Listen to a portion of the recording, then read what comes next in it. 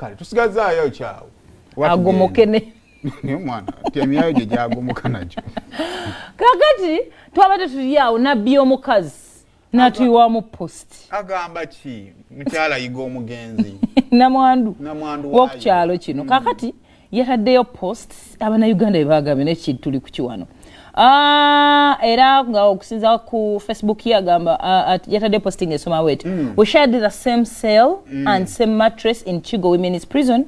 We connected as we were both writers, guitarists and producers. We promised to sing together when we get out. She came out first and left me with her mattress and the rest of her stuff she had in prison. I'm so happy and proud to see her win a Grammy and making history, and I know we will reunite soon because we even promised to tattoo our prison numbers on our hands.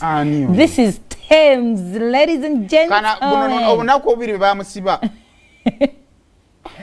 Era bamiti kakati abantu nga baga nabbi omukazi ne Tems eyawandiika oluyimba lwa Rihanna bamiti nga mu Chigo prison.